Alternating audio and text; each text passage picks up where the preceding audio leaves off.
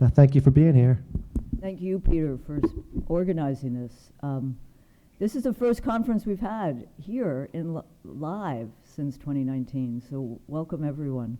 You're also here, I mean, I don't know about you, but you feel like you're living through history, even though journalism is a first draft of history.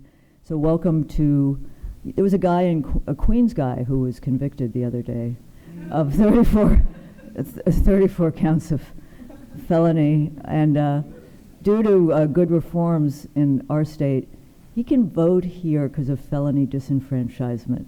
And it turns out, though, it was kind of rolled back in Florida. If you're convicted in a state with that good reform, you can vote.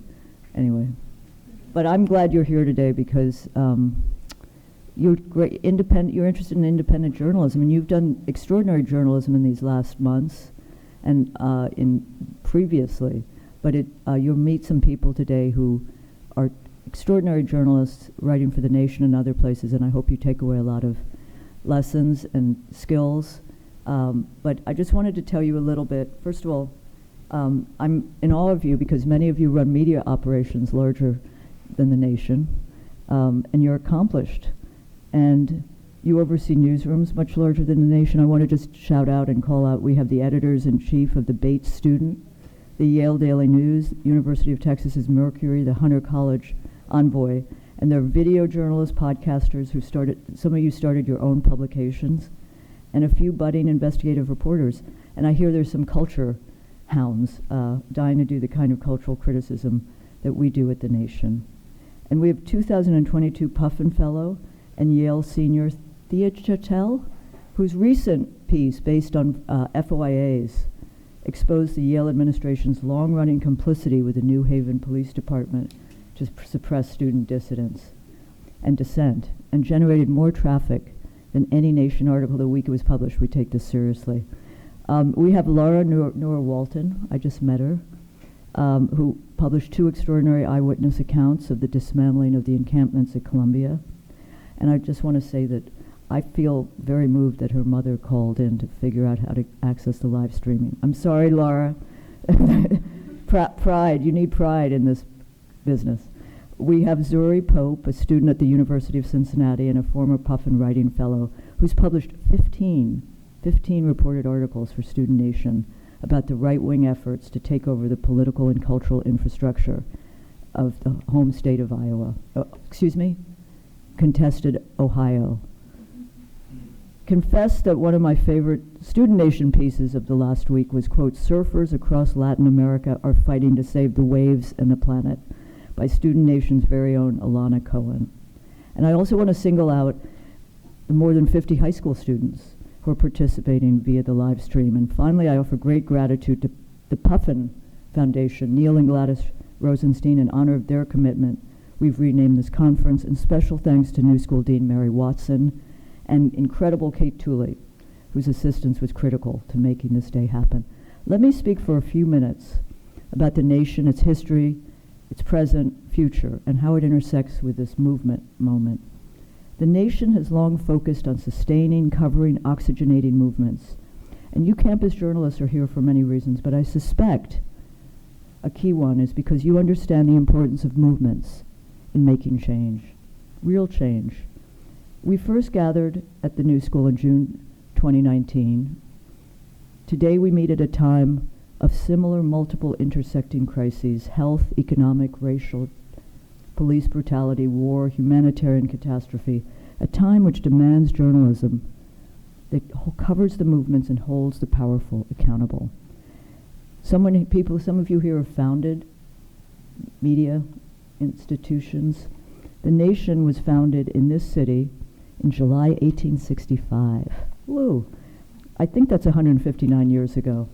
Launched by abolitionists whose purpose was to ending slavery, the sin and scourge of our country. They were committed to ending slavery, and they believed in the power of the word to do that. What's the sweet spot of the Nation's survival? A commitment to our mission, valuing rebellious voices, challenging orthodoxies and conventional narratives, intelligent, disruptive journalism, and finding that next generation of voices. You will meet a new generation today on these panels. Former Nation interns, Jake Bittle, who's found a beat in covering infrastructure, Layla Al-Aryan, who did an award-winning special issue on the vets of Iraq, Sarah Aziza, Zoya Qureshi, and Lizzie Ratner. These are people who have committed to doing the independent journalism that I think, we talk a lot about democracy, we throw the word around too much, but I do think an independent press is necessary. I'm proud that among the Nation's contributors, we count virtually every major voice that has spoken out for social, racial, economic justice, peace, civil rights, civil liberties, women's rights, environmental justice, freedom of thought. Martin Luther King Jr. wrote an annual report for the Nation from 1961 to 1966. James Baldwin, Naomi Klein, Edward Said was a longtime contributor, Alice Walker, Bill McKibben, Tony Kushner, Toni Morrison, Chris Hayes, Jeremy Scahill, Elie Mystal, who you'll meet later, and Dave Zirin, who's been to many of these conferences. All wrote, many continue to write. But while we honor history, we care deeply about the present and nurturing, recruiting, and introducing the Nation to a new and next generation of readers, journalists, writers, thinkers, and activists. Let me just tick off a few pieces of history that guide us, illuminate our work today. As I said, the Nation founded by abolitionists to keep up the fight for racial justice in the years after the Civil War and after emancipation.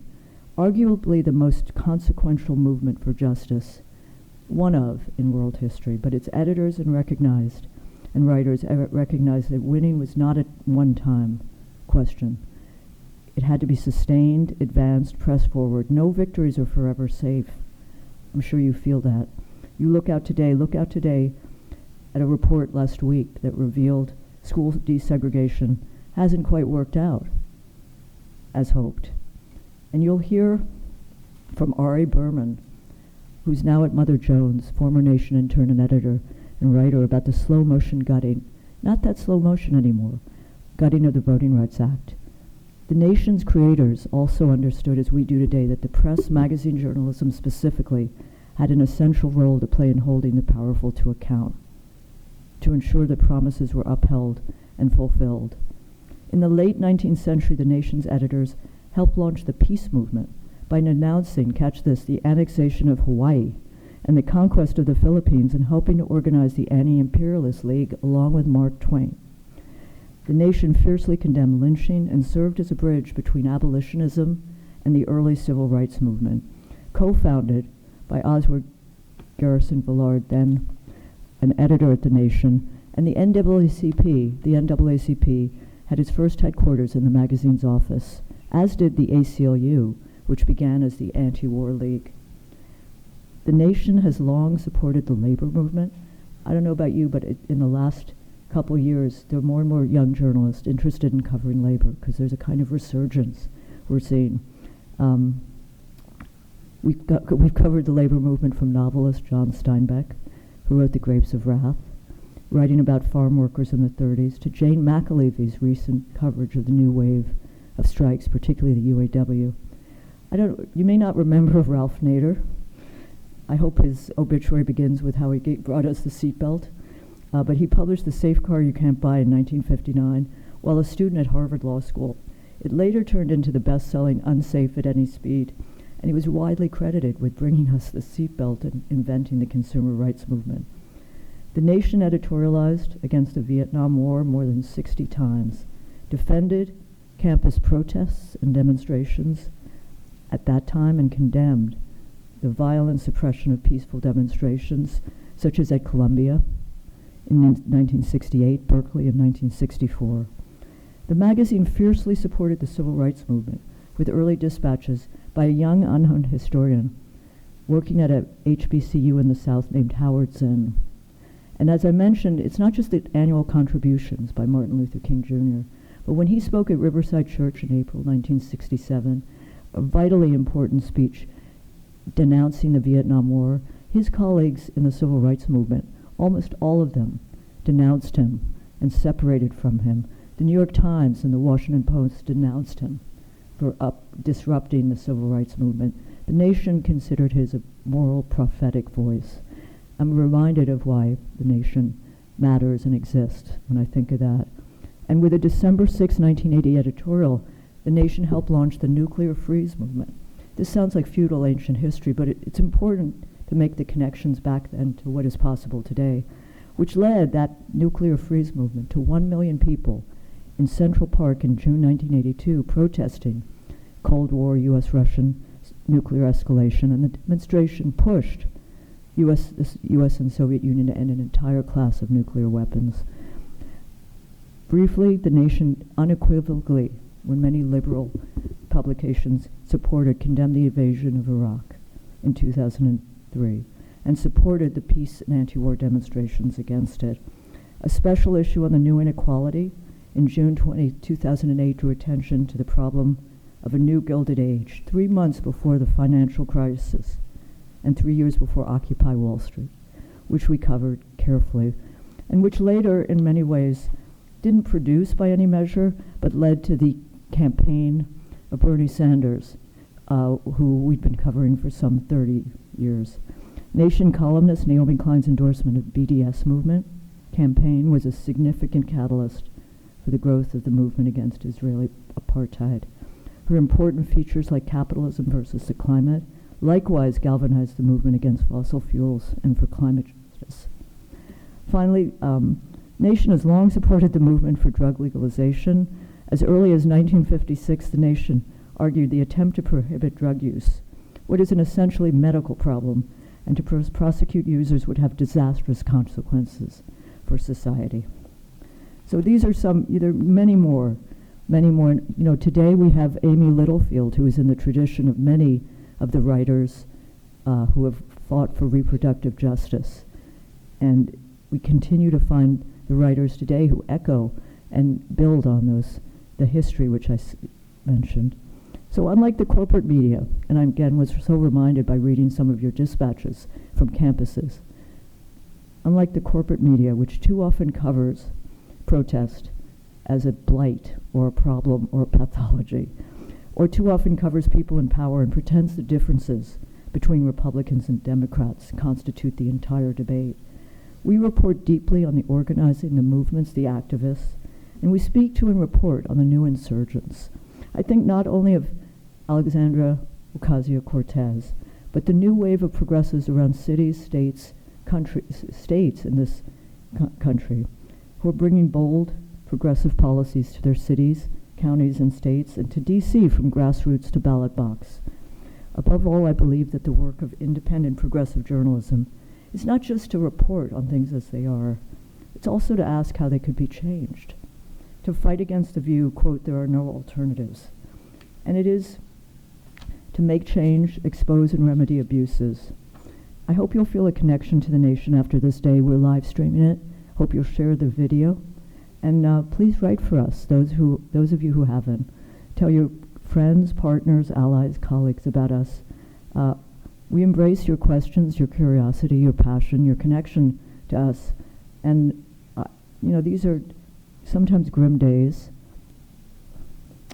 And I just remembered there are no lost causes in many ways. There are only causes waiting to be won. So thank you, and I'd love to take your questions. I brought silence to the room. If you have no questions, I'll sit down. 10 minutes. Don't talk too quickly and too closely to the mic. But if anyone has a few questions, this mic here and that mic there are open, so please come forward just a couple of minutes if you have anything. Uh-oh, I suppressed questions.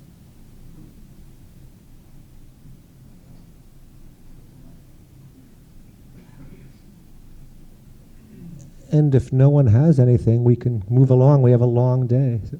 Oh, we do have someone. I'm talking over you. Excuse me. Just to flip the switch on the side. There we go. Could you talk a little bit about your career in journalism and writing? Yes. I, editor of high school newspaper. You can see how proud I am of it. Editor of the Alternative Weekly, the Nassau Weekly at college, and freelance writer to a certain extent. In college, I wrote for the press club, so you'd get some bylines in newspapers. But I forgot to mention that I was a Nation intern. So in that context, I was an assistant editor, intern, and then assistant editor, and then an editor at large and at Liberty, which was a great position. And I spent about 10 years in and out of what was then Soviet Union, Russia, Moscow, covering the scene, which was at that time vibrant and changing and opening up, ending censorship. But I wrote for the Washington Post and the Nation, dispatches, and also, if you can believe it, I worked for a glasnost, very open newspaper called Moscow News, covering the first quasi-democratic free elections for the parliament in 1989. Then I came back to New York. I worked in documentaries for 2 years, made a documentary called The American Inquisition, which was about ordinary, quote, ordinary people being caught up in the McCarthy years, which are reminiscent in some ways of today when you see people going down to Congress and the president of Columbia, in a way, kind of throwing faculty under the bus or naming names in exchange. But I came back to the Nation. Victor Navasky, great late editor, went off to for a sabbatical, and he asked me to sit in his chair. And I then became editor in 1996 at a criminally young age. And you're all criminally young.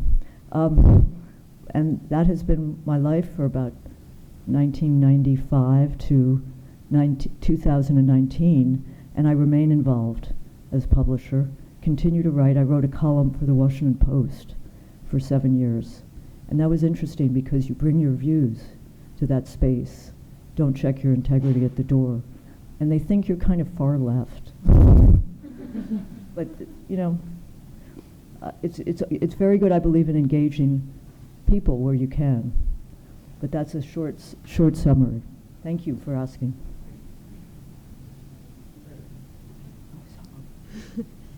Can you talk about ensuring comprehensive coverage and a diversity of voices within really nuanced issues on campuses and otherwise, like the encampments and Jewish voices, but also Muslim voices, and just ensuring everyone is heard, and if there's any parallels to other social issues and social movements that kind of have the same nuance level that you have to ensure as with pro-Palestine demonstrations? Very good question. I think this is one of the most, take for example the Iraq War. It was more didn't have the nuances in my view, the Iraq War, though we did have a long-time contributor, columnist, Christopher Hitchens, who was opposed to was for bombing Saddam Hussein in 1991 because of his gassing of the Kurds, a human rights issue. But the magazine was uniformly anti-war, or as I said, many liberal publications. We have been, I think, open to debate, open to a range of views, but not open, you talked about Jewish Voice for Peace. We've been open to views from Israel, from peace groups which are besieged, but we've been committed to covering the Palestinian issue and giving voice to Palestinian voices because there's such under coverage in the mainstream press and because of our commitment over time. I mean, as I said, we had Edward Said. We did a special issue on the myths of the Middle East in 1982, which you could reprint today, changing very little. So I think there is nuance, but the humanitarian catastrophe has demanded our attention and reporting and commitment. We give attention. We had this piece about how the left views Hamas, which was critical in some instances. It's not, in my view, a liberatory force, a resistance force, but it was elected in 2006 because of the failures. But I do think that history bears some attention too, and we try to give that in our coverage. I think for us the most important thing, and one of our great editorial board members Eric Foner, I sent him one evening our 14 dispatches from campuses, student dispatches, and he said this is exactly what the nation should be doing. First-hand coverage by students who are living in the space. So that's what I think we've benefited from extraordinarily. When we're talking about student journalism and writing in a college setting, what do you think are the unique responsibilities and challenges we should be keeping in mind as students that are different from perhaps normal journalism? It depends on an editor too, because when I was editing the high school paper, we did engage with the world at large, and an editor might decide just to cover the student business. I mean, look at what Harvard has done. It appears University of Chicago has had for years what they call a Neutrality Act, but Harvard has now decided, the administration, not to cover controversial issues outside of its core responsibilities. I think students have a commitment to cover the campus and what's happening on campus and the world around you on campus, but not to disengage from covering issues that are burning and of the moment. I mean, would you, if you were at Campus Newspaper Day, would you not cover the Trump verdict? I mean, would you not cover what's going on in Rafah through voices, columnists, coverage? I mean, KCRW, I think it's KCRW at Columbia, continued broadcasting after the police came on campus. That was a public service. That is unusual. That is an emergency. But I do think student papers have a commitment to cover not just the internal workings of their campus lives. What do you think? Thank you for asking. I think the balance between managing the local student scene and then the world events is that's what's really difficult to chart, because it's very easy for a paper to become, Right. kind of just talking about what they're serving in the cafeteria versus, kind of overstepping their bounds and talking too broadly. So I think striking that balance is probably the most important. But if you were covering what people are eating at the cafeteria, you might also cover what people are making, who are serving at the cafeteria. There are all kinds of things that engage larger issues that are also seated in the campus. So, thank you. Hi. So I wanted to ask a question. Safety is obviously never guaranteed, like in the world when you're walking about, but specifically regarding covering student protests, like saying that you're someone who supports Palestine right now when it is dangerous to do so, how do you guys take steps to ensure your safety? Yeah, no, that's a very important question. We think about safety in different ways, not to diminish important question, but we've sent people into war zones. Mm-hmm. And how do you deal with that? How do you provide for safety? There are some elements of war zones on campuses we've seen. There was a poll, I think a poll published in The Guardian showing most of the protests were peaceful because they've been perceived as, what would you do at UCLA when no one, I think I would as an editor journalist want to do much more reporting on what happened there as a lesson for other protests that will come. But it's a good point that we should have some thinking, even not a manual, but how do you speak to a student journalist, for example, who's in the midst of a campus crisis, conflict.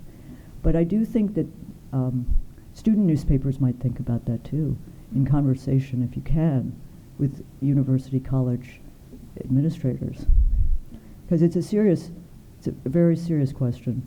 And you saw in New York, I guess Columbia didn't have security, Right, yeah. so they bring in the police twice. Fortunately, the last time it wasn't as violent. I think UCLA has been the most violent, though we've covered in Indiana, University of Indiana, Indiana University, and University of Massachusetts at Amherst. One thing I'm worried about, and this was a note from a faculty member at, I won't name where, but he's been called to testify because the university said you participated in violence, disruption, in protest, and you must come to this meeting on June 6th, and this is with a personnel provost, whether he's going to be suspended or ousted. And I think we'll see a wave of that because not the university administration, but the faculty in many places, has been a supporter or involved in support and protection of protesters. Okay, thank you. I knew this was going to happen. No questions, now too many. We have like 3 minutes left, so I'm going to try to get everyone else who's standing up here, but try to ask quickly, and Katrina will try to answer quickly, and we'll move on, but thank you. Yeah, so I saw that you did your undergrad at Princeton. I'll be going to Princeton in the fall, but I wanted to ask, how can students hold institutions that are, just have just massive endowments and are just super powerful in the political sphere accountable? And what happens when student papers, I'm thinking to like the Daily Princetonian, for example, don't feel like they're for the students? Can't speak to the latter, but I would say that over time, we have a contributor who was at Columbia in 1968. I say that only because at that time there was a project called Who Owns Columbia? There have been projects over time. I would try to find an economist 2 or 3 in the university who has done endowment work. This is not, I hate to say rocket science. They're pretending they can't because the endowments have become more financially difficult since apartheid in South Africa. But you could map some of what is available in the endowment and begin to speak to people who've been involved in the climate divestment movement too, because they have gotten Princeton to support partial work on that. Thank you. Thank you. Good luck.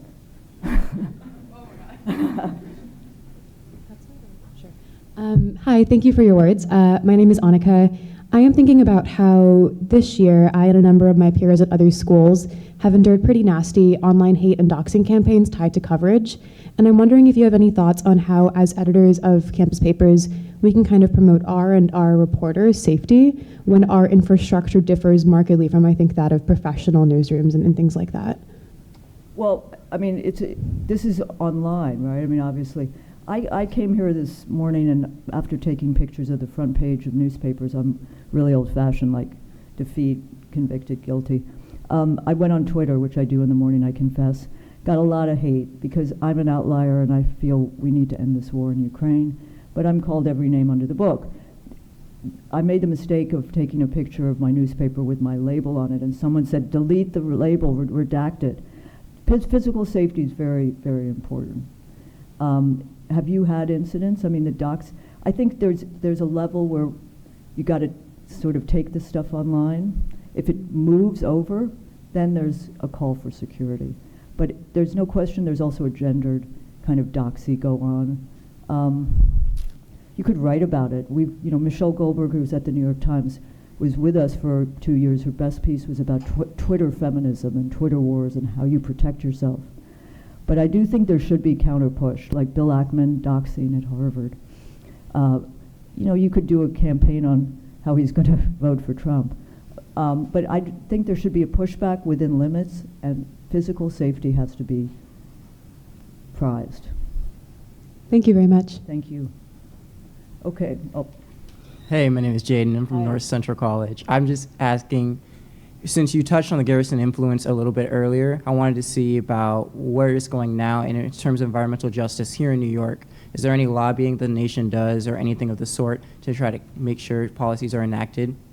Yeah, I mean, we partner both state, local, national, but we push for different kinds of legislation. Forgive me, I didn't catch the very top. You said you began, does the nation? Does the nation lobby or of any sort for environmental justice?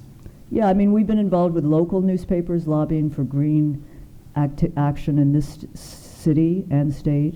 We've been involved with the 350.org campaign, so we do ally with movements which are more on the front lines of pushing for change.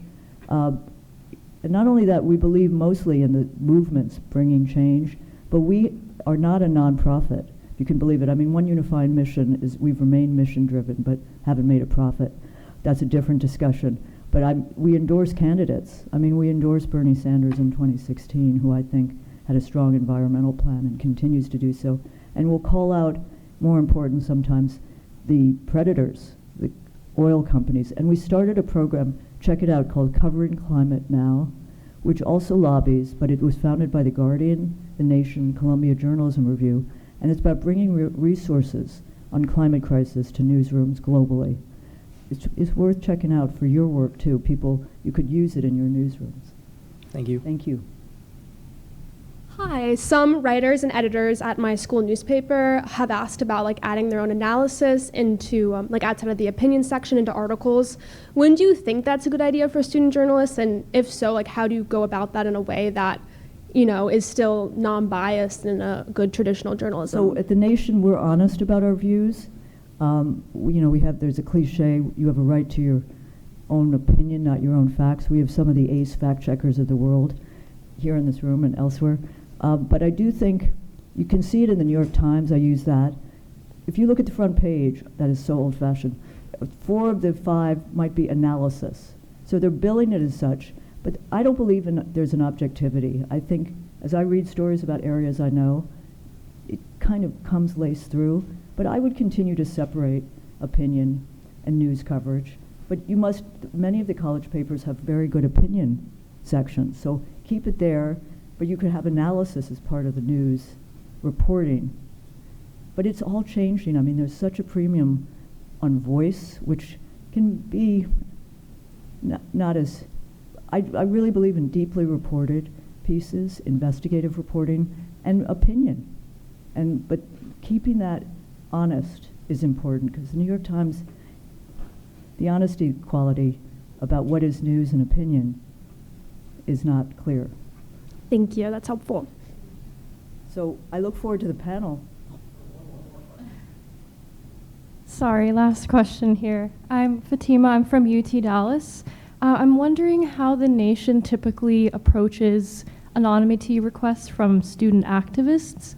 In my experience, many student activists are concerned, validly so, about safety and doxing, but also don't want to go on the record, and thus we can't use their quotes in actual stories. But of course, it's important to have the voice of the student activists. So how do you guys typically approach getting those anonymity requests? Thank you for that. Thank you for that. I thought you were talking about the Nation running anonymous writers, but in sourcing, I think there's a value.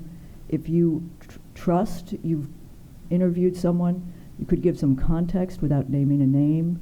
And if there's security reasons, I still think the value of the news, of truth, of different kinds of sourcing overtakes the usual presumption not to go anonymous. Look at the news reporting sometimes from Washington, D.C. You get a major news story about we might send weapons, and it's an anonymous source, right? You got like the Secretary of Defense, not on the record. So you could say that my source wasn't on the record, especially to protect someone who feels there might be physical retribution. But I do think there's important sourcing that is not from officials, but from protesters, demonstrators, that's valuable. Thank you. Thank you. I hope you have a great day. Thank you. Now it'll get good. Oh, I'm supposed to. No. Well, let me just say, it's amazing to work with Bhaskar. Bhaskar Sunkara founded Jacobin. He is an unindicted president of the Nation, and he has written for The Guardian, many publications, and his book, The Socialist Manifesto, is a must-read. Thank you. You guys can come sit, but unless you want our grand entrance.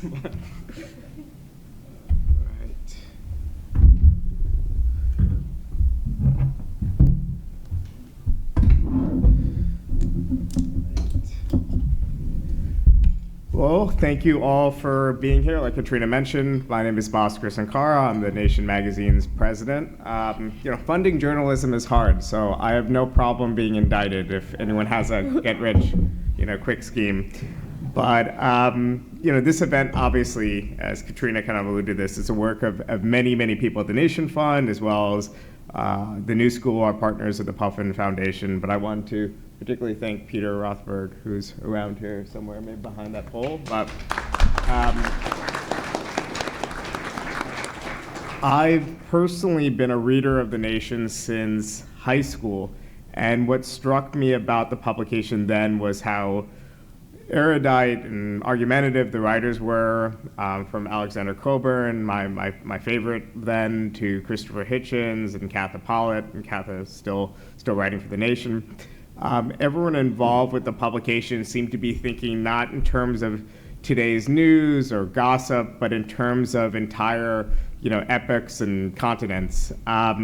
So when I decided I wanted to be involved in journalism, even though I had no discernible, skills or expertise, I knew I wanted to capture my own voice and also try to, exude some of the, confidence and sense of history that many of the writers in places like The Nation had, and that I thought was very distinct from what a lot of the journalism being put out in the corporate media, especially during the time of the Iraq War, when it was, very much like a small beltway club without the diversity of opinion that you even see today in mainstream publications like, the Times, and a lot of these publications actually have a much wider range of viewpoints than they had before. It's kind of a low bar to start with, but there was a period when the best opinion section was actually in the Wall Street Journal, because their reporting was kind of the straight business press, but they even allowed some leftists in their opinion pages, which the Times would never do.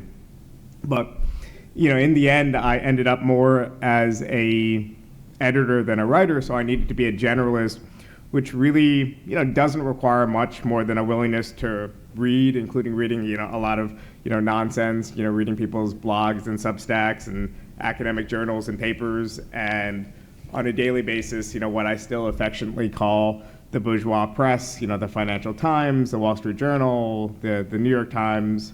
But the panels we have for this conversation about how they found their niche in journalism and built careers succeeded as writers who have a lot of range, but developed more defined areas of expertise. So I'll introduce them very briefly. Feliz Leon is someone I first met, I believe, when he was a Nation intern. And he's now associate editor at Labor Notes and a frequent contributor to In These Times, The American Prospect, who's done really incredible labor coverage. And then, I think is still producing a lot of material that I get, passed around more often than not when a labor piece is sent to me, in the Prospect or elsewhere. I'll click and see his byline. But Zoya Qureshi is a freelance writer based in New York. She also, has written quite a bit for The Nation, The Atlantic, and others, and her work focuses on science, on education, on culture. Amy Littlefield is someone I actually met when I was just a teenager, because we were both on the board of this old kind of Shackmanite publication. If this word means nothing to you, you probably have a well-adjusted social life. So, called New Politics, and I think we were 2 of the 3 people on that board under the age of 45. So they were very nice to us, and we abandoned them. I think they're still publishing, so check out New Politics. But Amy moved on and is now also at The Nation. And she's The Nation's abortion access correspondent and a journalist who focuses on reproductive rights, on healthcare, and on religion and the role religion plays in shaping U.S. politics, which is something that those of us on the left tend to, even if we're from religious backgrounds ourselves, tend to really underestimate, I think. She's also the author of a forthcoming book, American Crusaders, which is a history of the anti-abortion movement over the last 50 years. Jake Bittle was also a former editorial intern at The Nation.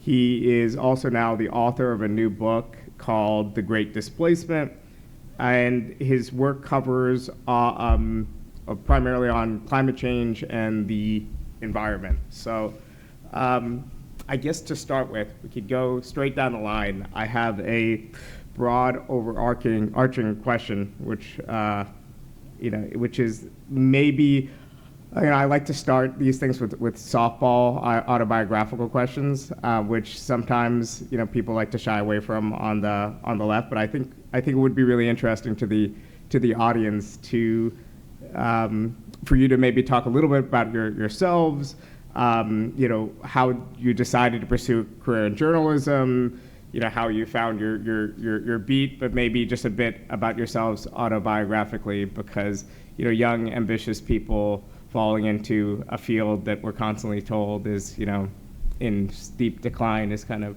an unusual thing. Some would say foolhardy. Some would say you should have been a doctor, like my uncle. But why don't you start? We'll go down. So I mean, I think right after, so I was an intern at The Nation in 2013. Before that, I was actually a paper boy. That was my entry into the field of journalism, a job that doesn't exist anymore. And like many aspiring journalists, I also wrote for the high school paper, and in college also wrote for the student paper.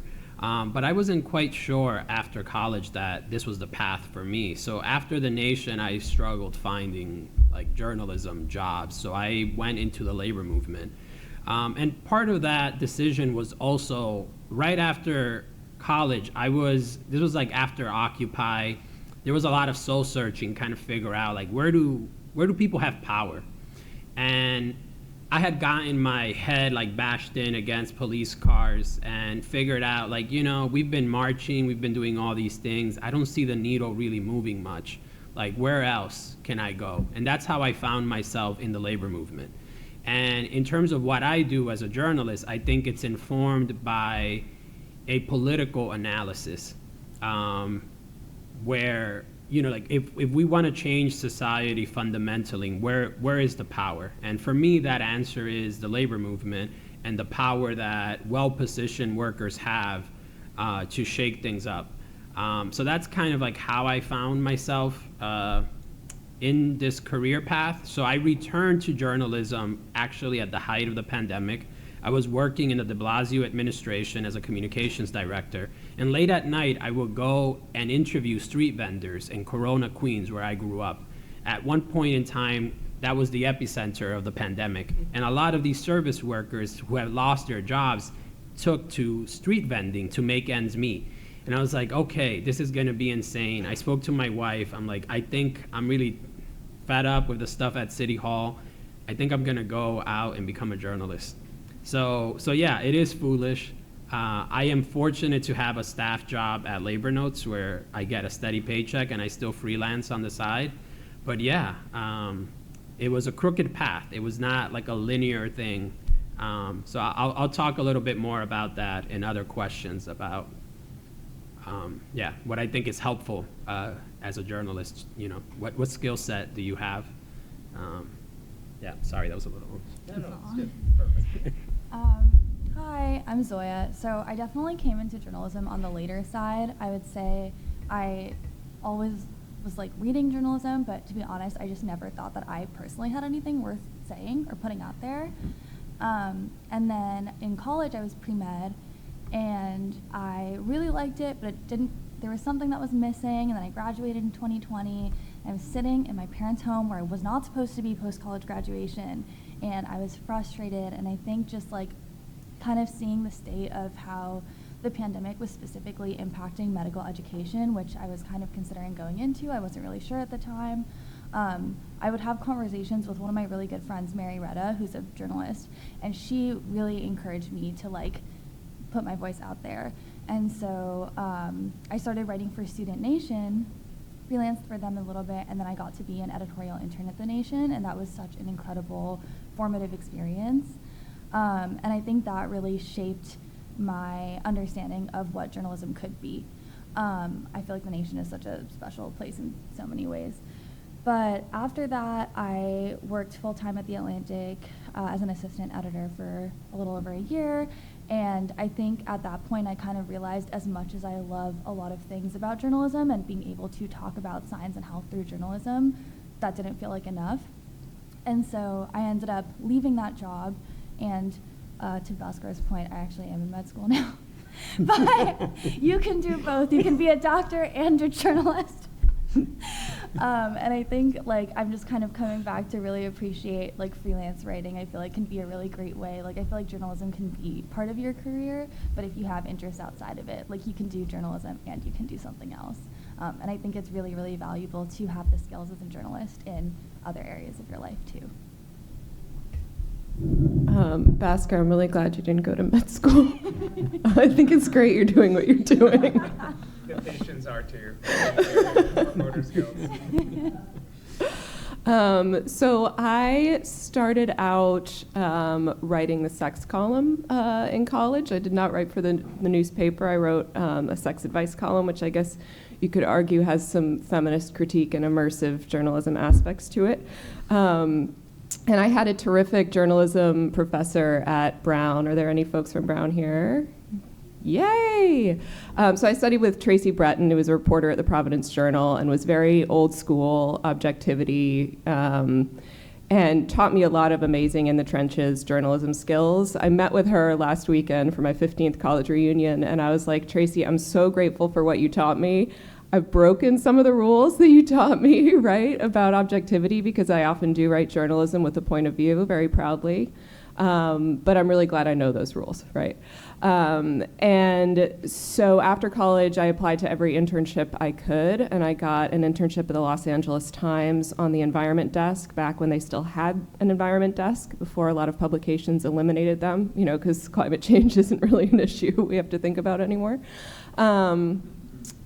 And then after that summer, I came back and found my way to local publications in southeastern Massachusetts. So I was a staff reporter for the Brockton Enterprise, which was a union job that paid very well, where I was covering water commission meetings. And then on Saturday mornings, I would get up and go to my job at an abortion clinic where I worked as a counselor, and then clock out and immediately go to the newsroom to work the Saturday afternoon shift that all the newbies had to work, where, you know, we listen to the police scanner and cover the latest breaking news on a Saturday. So for a while, I didn't see a way to combine my passion for reproductive health care and my interest in journalism. I knew that writing was my superpower and that that's what I wanted to do, but local news didn't offer me a way to merge those two until I found my way to Democracy Now! Via a fellowship. And that was my sort of first big break into journalism. And all of a sudden I could report on these issues I really cared about from a national perspective for a publication that I'd been obsessed with for many years. So that's kind of how I got my start. Yeah, so I went to school in Chicago, at the University of Chicago. I think I thought I would study like the Victorians or something and get a PhD. But you know, I don't know if there's anyone from University of Chicago here, but it has at best you could describe it as, very charitably describe it as, extremely troubled relationship with the surrounding communities in the South Side of Chicago, and then quickly came to feel that like whatever interests I had in writing would maybe be better put, you know, to like nonfiction writing about what I was seeing, you know, every time you took the bus to the subway, et cetera.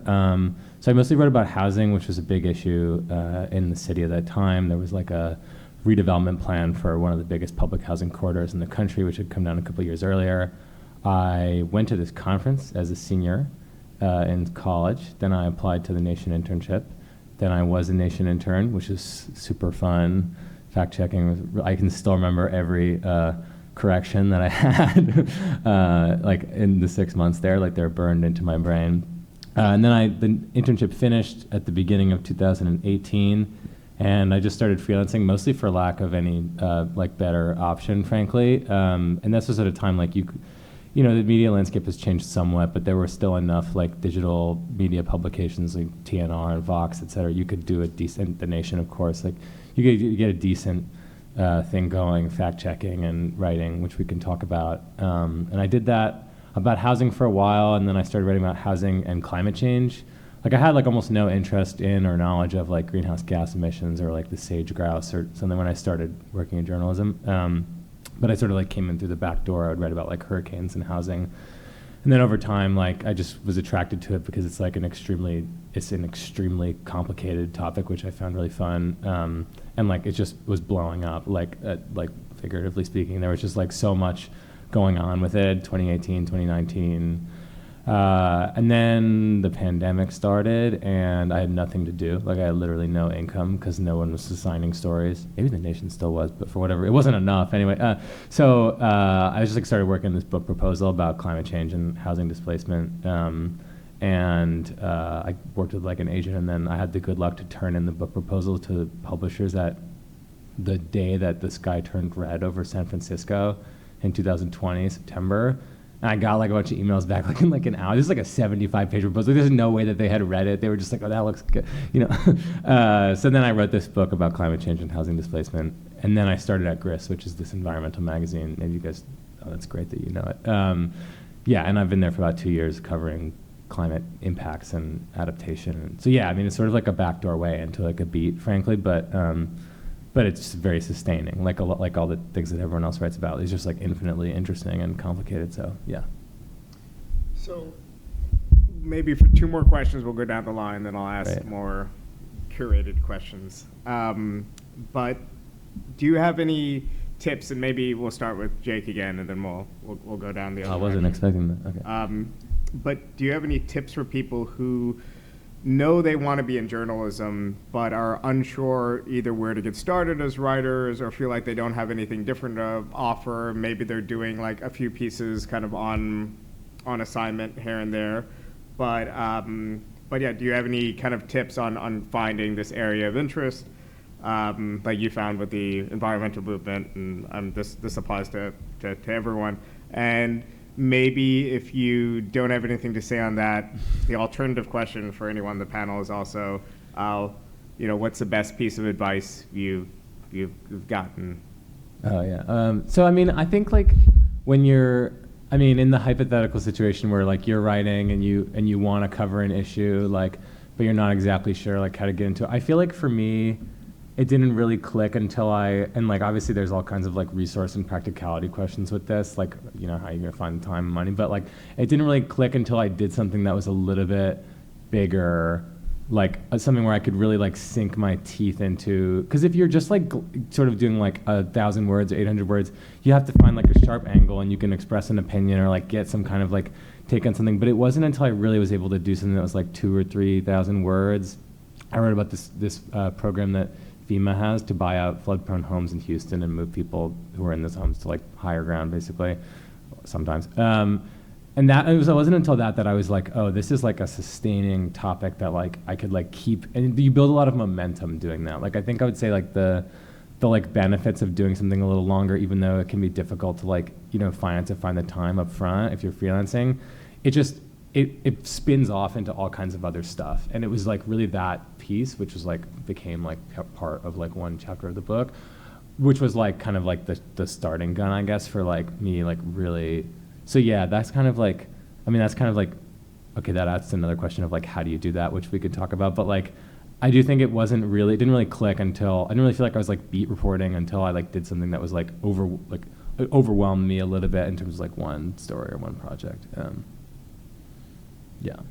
Yeah, that's good advice. I think a beat for me has 2 components, right? Like it should be something that you care about so much that you want to like stand on the roof of your building and scream about it, right? Like don't pursue a beat just because you feel like you need one if it's not something that you like care about deeply, right? And if you don't know what your beat is right now, like that's fine, you know, you'll find it. And some people generalize their whole careers and they never find a beat. The second piece of it is like there is something that you know better than the average person.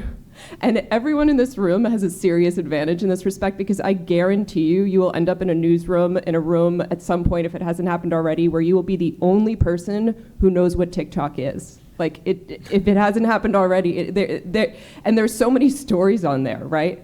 Like, I don't know who the first person was to like sit down with their boomer editor and be like, listen, there's this thing called trad wives on the internet. It's like the 1950s housewife, but it's video and like, right? Like that, I guarantee you that was not somebody like in my age bracket, it was somebody younger. And so, you know, you will, and that's how I sort of fell into my beat. I knew I cared about abortion. I got to Democracy Now!, right, as the sort of so-called war on women was kicking off in 2012. And so the other producers there would be like, CNN says like there's this bill to mandate transvaginal ultrasounds in North Carolina. Like, what is going on? And I'd be like, oh, well, I know this because I like have worked in a clinic and I can tell you what this is, and I like know who we should talk to because these are the people I admire, whose books I've read. And then over time, you know, I became like essential to this news story that was happening because I knew a little more about it than everybody else there. And so I think that's how people often fall naturally into their beats. But like, don't force it, you know? Like I guarantee there is something that you know, and you probably know it better than anyone else because you care about it, right? Because like those nerdy things that we care about are the things where we go and read the message boards or, you know, volunteer in that area. Or maybe you're from a country that like your editor's not gonna be able to find on a map, and you can tell the editor like this is what people eat there and how they make money and what they, you know, and so there is something that you know, and pursue that thing. And seek out environments where you're encouraged and nurtured in the pursuit of that thing. Those are all really good points. I think one of the hardest things for me personally when it comes to like accepting that you maybe have a beat is just accepting that you could actually be the right person to be writing about something. I feel like it's so hard, especially with like larger topics like abortion or the climate or healthcare. Like there are always going to be a lot of other people writing in that space too, and that shouldn't dissuade you from also thinking that you have unique things to contribute. I feel like a helpful way to, because I totally agree, like you should never ever force a beat, and I feel like that comes across when you try to. I think just kind of taking a note of like what is the coverage that you gravitate towards reading. Like when you talk to your friends, like what are they looking at you and saying like, oh, I had no clue about that thing? Because there's gonna be something that you're reading that not everyone else is reading. And I feel like the more that you hone whatever theme it is that you're gravitating towards, that can kind of naturally become your beat. And I also think that you don't have to start off with a fully fleshed beat. Like you can even say, maybe I want to be writing about healthcare. And I think when I personally broke into writing about healthcare, it was in the context of COVID. And I remember being kind of nervous because I was like, how much can you write about the pandemic? But then the more that you start writing in that space, it will naturally bleed into other topics. The more you do writing, the more questions you're going to have. Because I feel like such a big part of reporting is you always leave writing a story with more questions than you started, I think. And so I feel like that kind of naturally turns itself into a beat.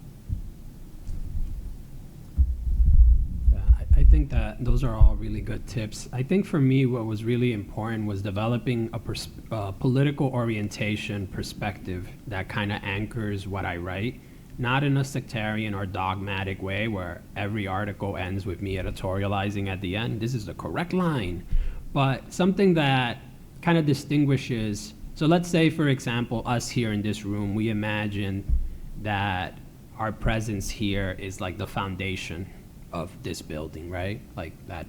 For journalists, I think the word has power, but for me as a socialist, I think I'm thinking about like what undergirds like this room. It's the foundation at the bottom. But imagine if I wrote as if the foundation were this actual room, right? I think a lot of the mainstream journalism that you see out there is not really tackling like what are the central contradictions, let's say in a story about the workplace. Like what is the power that a worker has? So sometimes you see in the business press, folks writing about, like, I don't know, some of the juicy scoop, right? Like if it bleeds, it leads, right?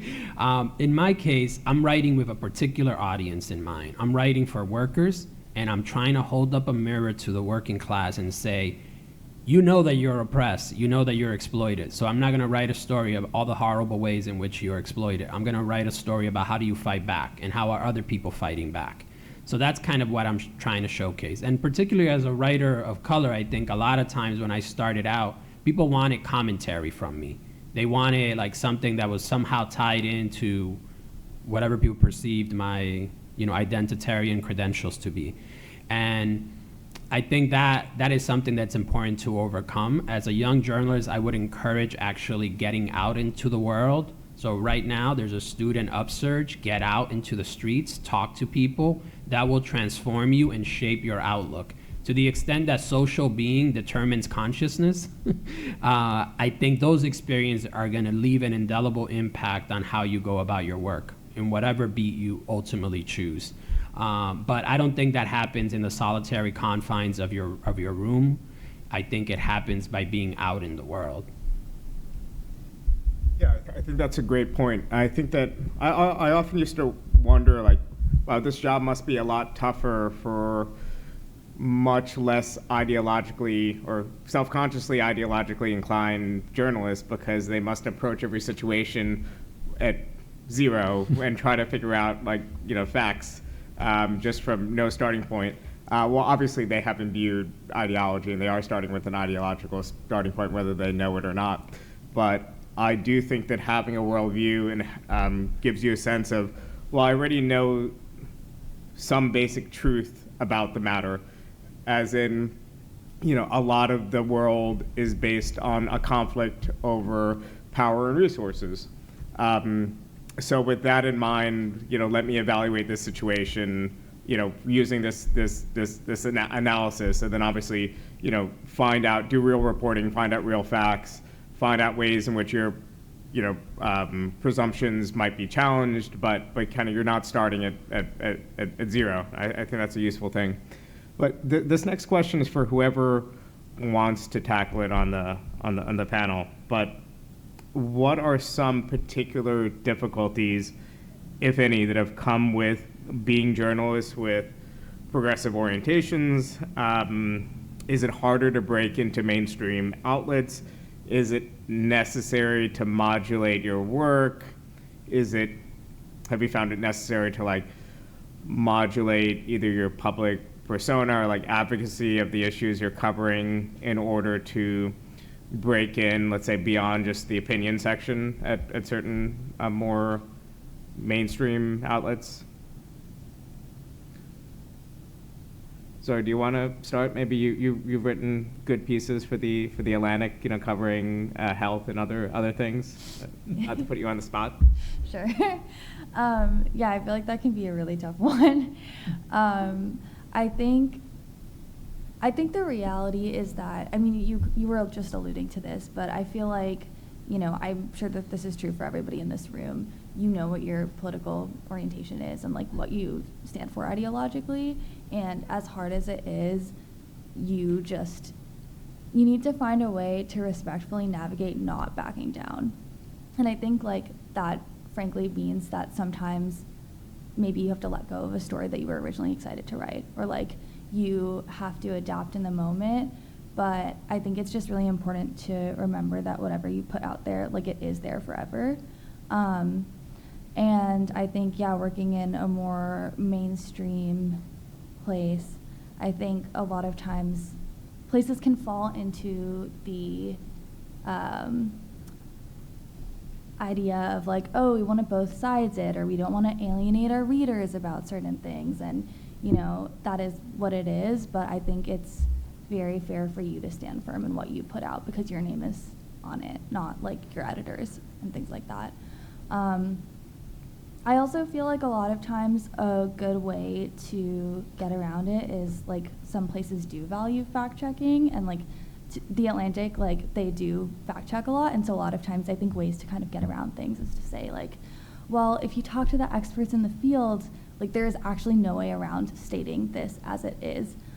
It's not meant to be political. This is simply a fact. And I think just trying to figure out the best way to frame things as objective and leading in that line, if that makes sense. I think, just one more thing. I think that's really, really well said. And I think it's tough when you're thinking about your body of work and what kind of things you want to write. Because if you're freelancing and you get paid whatever 70 cents a word or something, you can do the math, right? You have to write a lot of words to make rent. And so when I was doing, you write everything from an investigative story to frankly a screed. It's there's a whole range of reporting and opinion that you can straddle depending on what publication you're writing for, the Baffler or the Nation or the TNR or the New York Times opinion section. You have a very different ability to express your own view versus reporting. And I mean, I don't know. Like, I think that was like a huge concern when I was starting. Like, oh, what if I like write this like thing in the Baffler? Like, then if I go pitch the Times, like, are they gonna be like, that guy was in the Baffler? And I haven't. I mean, I'm curious because I haven't found that to be a huge demerit. Like, I feel like if you pile up work and some of it is reported and some of it is like you clearly know what you're talking about, people don't view it as a scarlet letter to have written for like a left-wing publication or something if you're pitching like that. I don't know. That's my impression, at least, like in one case. I think that's true. I mean, I feel like, for what it's worth, like when I was an assistant editor, we used to scout like young freelancers, and I feel like, they're aware, like a lot of young people are writing in leftist magazines, and I definitely don't think that that's inherently a turnoff for them. Right, yeah. Yeah, I would agree with that. I've written both for mainstream publications, like the New York Times. I've done work with Reveal from the Center for Investigative Reporting, the podcast which airs on NPR. And then I also write routinely for The Nation. And I think like maybe I'm old school in the sense that I'm like facts, I will follow the facts, right? Like if I uncover something that's inconvenient for the movement that I agree with, I'll still report it. I've reported things that have made organizations like Planned Parenthood upset, right? Because they might be critiques of the organization or of their missteps. And I think my work holds up. I mean, what I care, like, I still get invited to write for places like the New York Times. I do write for the opinion section when I write for them, but that's okay with me. It still has an audience. And I would say like my bigger concern is not wanting to make it so that the opponents of abortion who I'm trying to talk to stop talking to me because I have a point of view. And like, I'd be curious whether the other panelists have found it becomes difficult with sources. I've actually found it's an asset because like, they don't have to guess where I stand. Like they tend to assume that all media is liberal and biased against them. I don't think they see a difference between like CNN and The Nation. And so I'm serious. Like I literally, like I think all media to them is just like liberal unless it's like, Fox News. So I've asked that, like, I'm curious, like, why they talk to me, because a lot of them will still talk with me, and I think it's because I get the facts of their agenda right, and I represent their, this is the legislation that they're pursuing, this is a legal strategy, this is what they're trying to do, and it's accurate. And so they will talk to me for that reason, whereas I think sometimes people on their own side, like right-wing media folks, will get it completely wrong and be less accurate. So I think, like, follow the facts, be accurate, and have a point of view that you can stand on, and your peers in the media will respect you and seek you out for your expertise. That's been my experience. Want to chime in or should? Yeah, I mean, I think for one thing, there has been a lot of changes in the ideological composition of commissioning editors. A lot of what I've been calling the mainstream media, I don't really like that term because I would like The Nation to be even more mainstream than it is and reach more ordinary Americans and so on. But to use that shorthand, a lot of these commissioning editors, I think, have a conception of themselves as leaning towards the left in a certain way, in ways sometimes that are annoying. Sometimes they try to outflank you. Like I got commissioned by a major national newspaper to do coverage of this Bernie Sanders speech in 2019, where it was his big socialism speech.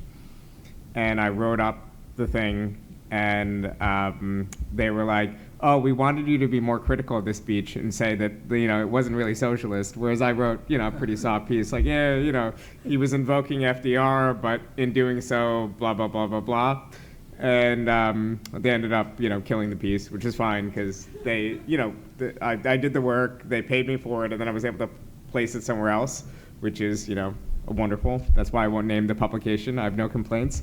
But like one thing that I always, in my brief period of my life when I was freelancing, I would always try to write 3 pieces with the same source material. I wouldn't self-plagiarize, so it'd be different writing or different takes.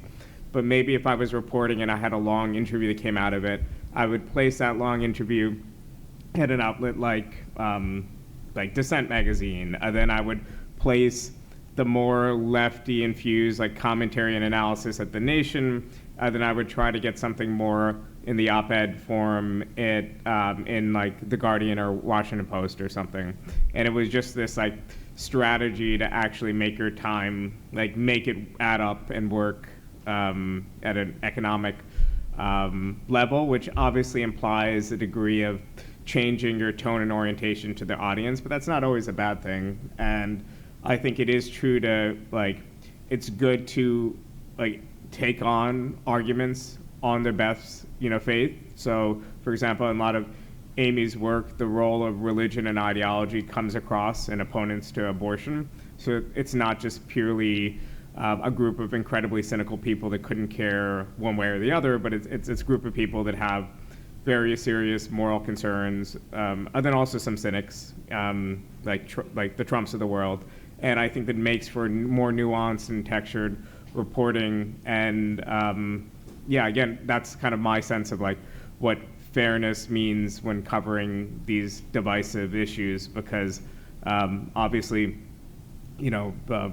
on any host of issues, between 40 and 60% of the country disagree with us on the left, and a handful of them are absolutely bad faith critics. But there's more nuance to the rest of it.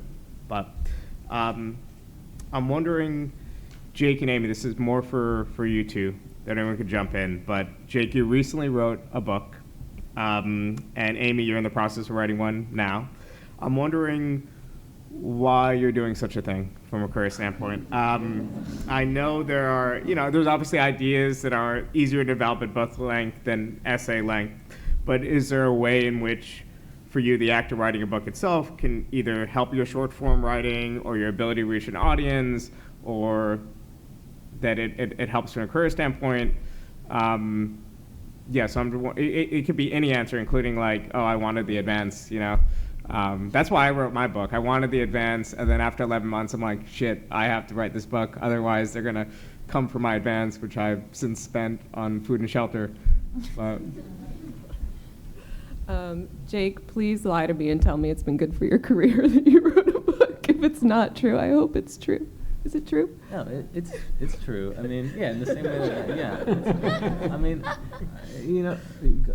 No, I haven't finished mine yet. I mean, I don't know. Like, I think for, like, it's just so many of the issues that we write about they're just such a, like, mix of, like, extremely complicated, like, history and, like, like if you're writing about like water or something, there's all this like infrastructure that you have to understand, like in order to understand like what's going on, like Arizona, for instance. Like, but then there are also like real people involved, like, and I don't know, like when I was starting to write about like climate change and how, like I was talking to people who got bought out by FEMA, or the farmers who got dried out from the Colorado River drought. It's just so much, and it's just so hard to articulate. I found it's, magazine journalism is great, like it's extremely important, but there are generic conventions to magazine features, like they're between 4,000 and 5,000 words long, and they start with the intro, and you get the nut graph, and then and I just, some things, like, you can do a lot in that, but then I just was left over with so much, and I wanted the advance. Well, I had nothing else to do, during COVID, but, I don't know. I found it really generative, and it's just spun off so much. And I mean, I think honestly, like it was in part like a learning experience, because like I knew less about climate at the time that I started that than most people who were beat reporters on that. But by the time you finish, right, like I was just like up, down, and backwards in it. So that was really helpful. Like now, I think it's sort of like opposite way around. Like doing that specific project made me like really grounded in the beat forever now, and now I'm like locked in it. Like I can't do anything else, right? So yeah. Yeah, I mean, I like that answer. I think, like, for me, the history part is so essential. Yeah. Like, so much news coverage is just divorced from the history. Like, you can't report on a country without reporting on the history of colonization and what, how this all ended up the way it is, right? And so when I think about the anti-abortion movement, like, I've been immersed in the 1970s when there was this policy called the Hyde Amendment that passed that banned Medicaid funding of abortion. And I'm like, oh my God, it was all over then. It was all over because pro-choice groups surrendered the fight. Poor women and people who got pregnant could not get Medicaid funding of abortion. People died. The lines were set. That was it. And that history is so important to know. And so I've really enjoyed the process of just like deep diving into the history. The other thing I'll say is like, my career really took off in a big way with bold moves like book writing after I had a kid. That's what I was doing during the pandemic. I had a baby in April of 2020. And it made me like not afraid of anything anymore because I was like, I did 16 hours of labor. I can write a book. So, you know, I would say like it required a certain boldness that I maybe didn't feel was possible earlier in my career. But I think like the publishing industry as a whole, nightmare, I think, generally speaking. But the process of writing a book and digging deep into the history is something that I'm really enjoying. And the last thing I'll say about it is I think like people have been honest and open with me. I don't know if you found this, Jake, like when book writing in a way that they're not with articles, because they tend to assume like I'm going to go deeper, I'm going to be more frank and honest, this is going to be like something with some gravitas that lasts for a long time. And so even sources that I've interviewed before, I'll go back to them, they'll sort of like take the gloves off and be like, let me tell you the real story of how this happened. And so that's another benefit. So we're going to go to Q&A in just 1 second, but I have one last question for Luis, which I'm wondering if you could talk more about how you generate ideas for your articles, particularly the freelance ones. You know, does the conversation come from conversations with editors, or commission ideas that come directly from editors more often than not? Are you pitching every time kind of fresh as a freelancer? You know, it's a bit more technical of a question, but I think it might be useful for student journalists to hear about the, you know, in broad strokes, the writer-editor relationship and how ideas are made with editors you work with frequently, let's say more at the places like the Prospect or Jacobin rather than labor notes for your staff. Yeah, I think, I guess to piggyback off of what you said earlier in terms of the reality is that the work that goes into producing a freelance story is not commensurate with what we get paid, right? It's just not.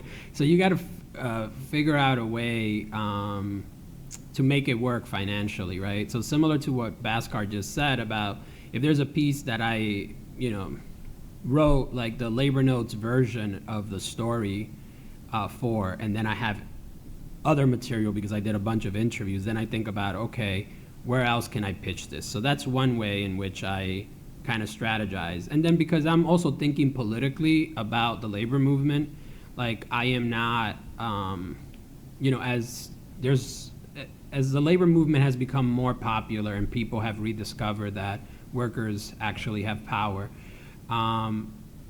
there's a lot of labor journalism that's about hyping things up, right? It's about like, this is great, rah, rah, rah. I want to kind of approach my reporting from a more critical perspective. So sometimes that means putting something out that frames a story for a broader audience in the American Prospect, which is like left liberal, let's say. And I think that's like an intervention that I'm trying to make in a publication that I know, you know, like sometimes, for instance, around like trade or US-China rivalry, their politics can get a little weird. So I think I also approach freelancing from that perspective because I'm also thinking about how do I reach more workers? Like, I don't think there's anything seductive or alluring about being marginalized. Like, there's nothing good about that. Like, I'm all for us building majorities and getting our perspective disseminated across, you know, the media sphere. So if someone tells me, write for the New York Times, I'm not gonna say, no, I would never write for the New York Times. Like, I would do that, right? So sometimes I'm strategizing in that sense. Like, I'm thinking about, I wanna get out there into the world that the labor movement is not this staid organization, that there's dynamism. So I wanna talk about reform movements. Labor Notes is one of the few places where we take that question up around union democracy in a really serious way. But other publications may not. You know, they may do the version that I described earlier, the Amazon workers peeing in water bottles, you know, story. I'm looking at more like the Amazon labor union just won this huge election and there's a reform caucus. What the hell does that mean, an independent union with a reform caucus?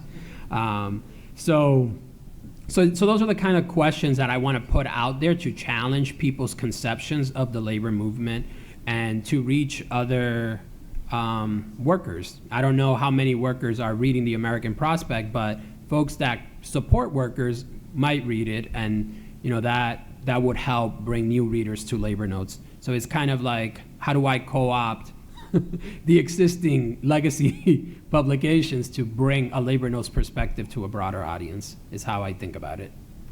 Great. So there's 2 mics. If you have any questions, please line up.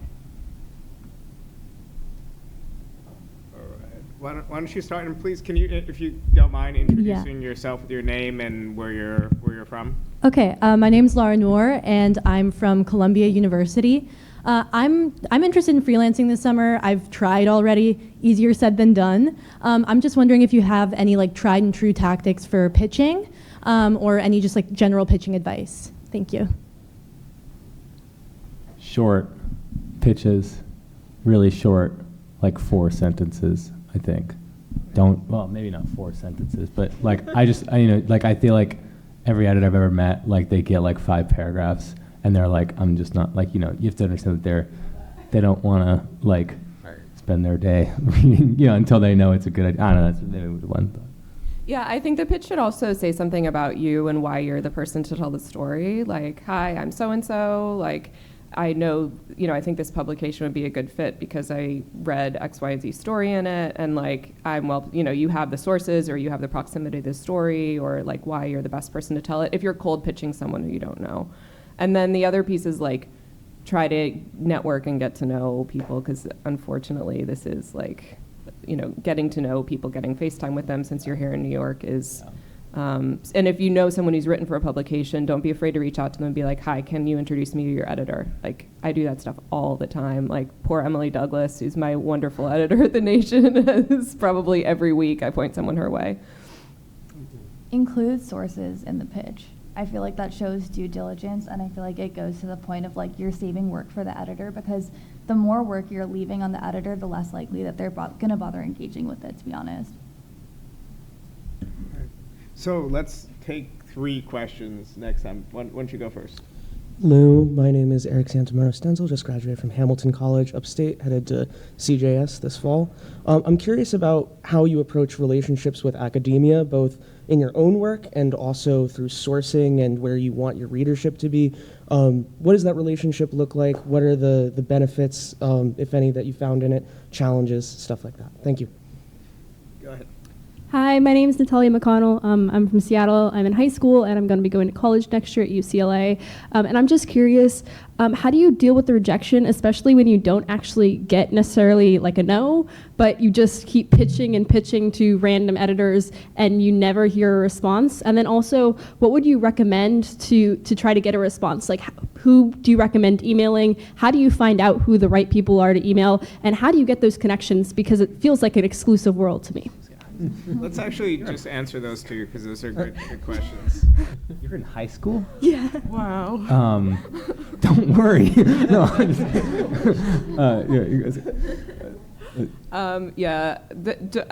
Rejection sucks, but also, wow, you're amazing. All of you are.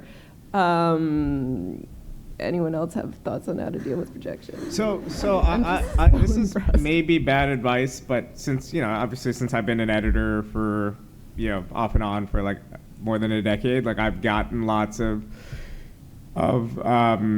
emails and pitches, and I do tend, even the ones I don't respond to, I tend to click on, and then will be in my head somewhere, and I'll be I really should just take 5 seconds to respond to it, but in that interim period, you get 5 other emails. So I would say that that it's okay to keep pitching, and I would recommend doing it without reference to, I previously have sent you 5 pitches you didn't respond to. Just kind of start from scratch, and maybe just, I think include sources or related content to show that the topic is being covered elsewhere, because a lot of venues do primarily secondary coverage. More often than not, a publication outside of a major national newspaper or a publication that does investigative stuff might not want to be the first to a topic, but they might want to bandwagon onto a topic. So I think showing like either sources or related content or something like that might be good.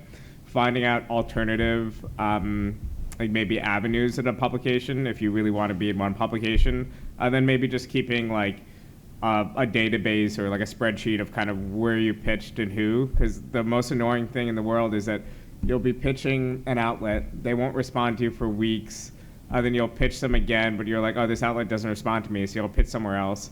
And then you go from getting 0 people saying yes to both publications saying yes, like the same day, and then they might be annoyed about simultaneous submissions. So it's worth just having different ideas and different angles and just keeping track of it. But yeah, there's no really good answer, but it's like success breeds success. Once you get you have a couple clips, it becomes a lot easier. Yeah. As follow-up, like especially advice from mainstream outlets like the New York Times, and I really like what you said, Louise, about like co-opting mainstream outlets. How do you recommend, though, as someone who's very left-wing, getting into and pitching to them? Is there like specific editors or like specific topics? I don't know. Yeah, I mean, I think one concrete piece of advice is that the Freelance Solidarity Project, National Writers Union, my union, they have a database or a spreadsheet that basically outlines like how much each publication pays and the editors to contact. So I think that would be one place to go and kind of get editor emails specifically for what you want to write about. There's also on Twitter, like some editors put like pitching guidelines. Like I think The Guardian does that. So let's say if you want to break into, like I would try The Guardian first, right? Like instead of the New York Times as the first place for a byline. I think it's also about credibility. I mean, I feel like I wouldn't put that you're a high school student in your introduction, right? I would say, like just go into the topic. I would also give it 24 hours and pitch somebody else. There's if worst case scenario, your pitch gets accepted, you just say, oh, I'm sorry, it's already been accepted. The editor may take it personally, but I think the industry is in such dire straits right now that I don't think they will hold it against you. So I mean, I think that's what I would do. Is Twitter will let you know the specific editor to pitch, give it 24 hours, pitch somebody else, and you will build credibility in your beat the more you write and the more exposure you get. Thank you very much. One business day, I think, is like a good advice. But a week. Yeah. You give a week? It just depends on what else I'm doing. Oh, God, really nice people here. The other question was about academic sourcing and kind of the relationship of your work to academia. Wait, am I misinterpreting? Yeah. I mean, I feel like I deal with this all the time because it's like always like, we write up so many papers and stuff about climate science, et cetera. And like, I don't know, I mean, it really helps. I feel like one good thing is like sometimes if there's people who are doing interesting research, I'll talk to them before I'm trying to write a story. Like just like when I see the paper that they did before, I'll be like, let's just talk about your research. And that way, like if they come out with something, you can call them. And it's not like you're trying to like read it and call them 30 minutes later and be like, what is this? I've never talked to you before. Like, but I think, academics like, cone of silence. Like they can be really annoying about this because like they think their work is like extremely important, as we all do, but like they're like, you're dumbing it down. You have to dumb it down. Like it's just, which is what we do. I mean, like not in a bad way. Like we just have to, make things accessible and like pull out what's most interesting to the public. Like that's kind of like, so you have to be ready for them to call you later and be like, because you can't get it wrong, but like you have to be ready for them to, it's not your fault. I mean, be judicious, but like that's one, I don't know. So maybe let's take 3. Why don't you start? Hello, everyone. Gabriel Babak, also from Hamilton College, rising senior.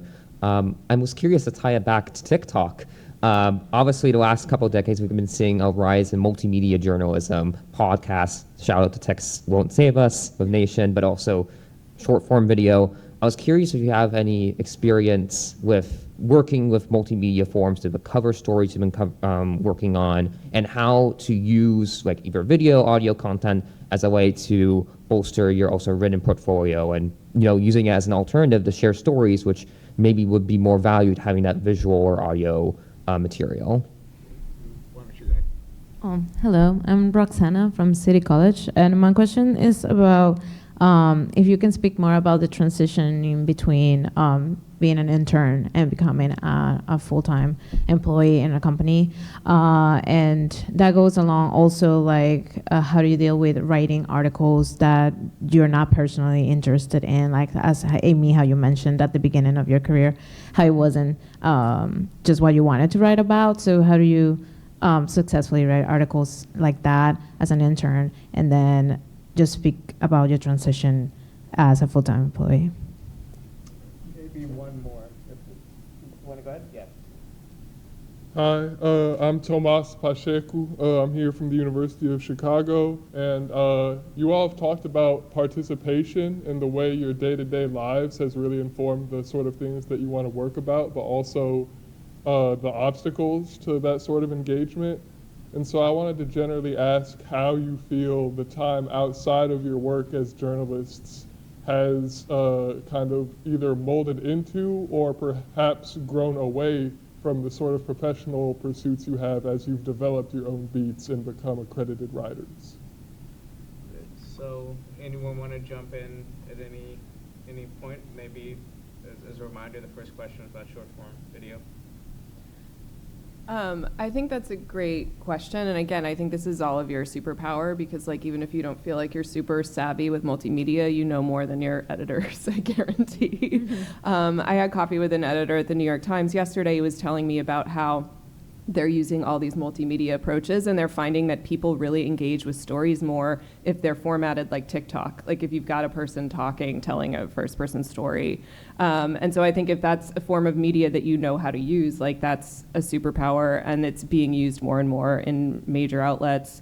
There was also a question about moving from being an intern to like what I did at Democracy Now! I showed up as a fellow. It was supposed to be like 20 hours a week and I just never left the building. They were like, you can go home or like go eat a meal. And I was like, no, I must keep, because it was just like a dream job. I don't recommend exploiting yourself in that way. Like honestly, I think the best advice I have to young journalists is like, don't get ground down by the like common wisdom that like this is a dying profession and you have to settle for less. Like the response to marginalization, as Louise has said very powerfully, is to organize. And I wish I had done more of that earlier in my career.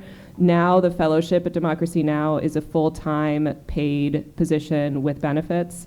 And so people don't have to do what I did and take a part-time job and live in New Jersey with family friends and spend my savings.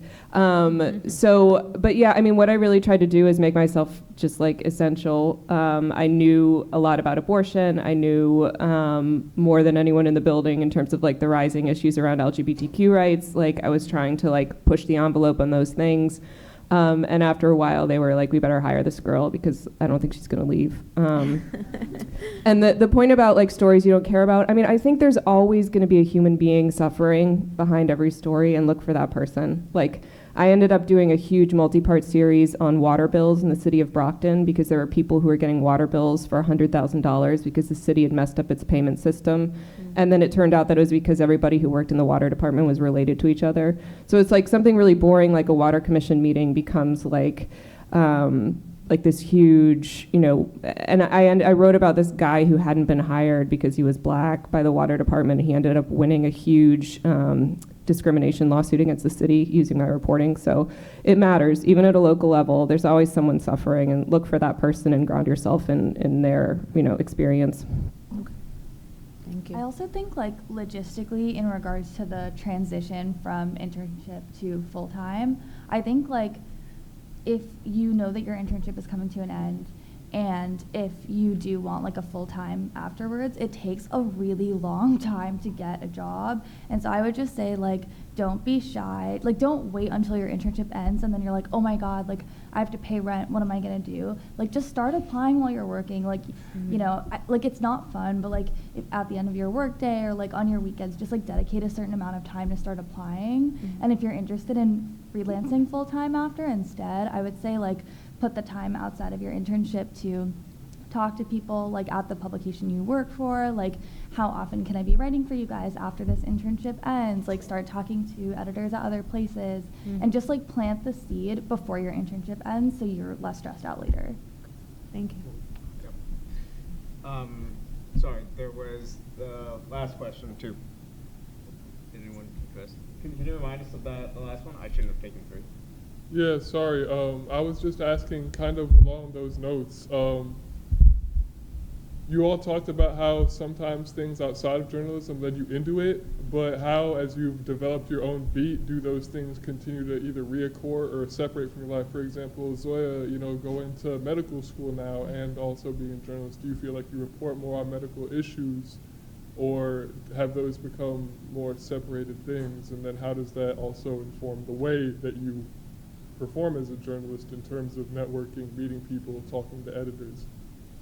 Yeah, I definitely think for me those two things went together. Like, I feel like it's really lame to say, but I liked my beat so much I went to school to study it, And I feel like, if anything, I think it is kind of a superpower to have your foot in both worlds, because I think there are so many people who are writing amazing things about healthcare, but at the end of the day, like, working in it is just a different beast. And so I think if you do have interests and, like, you're led to a beat because you're really passionate about it, I think, like, placing yourself in that world more will give you more to say.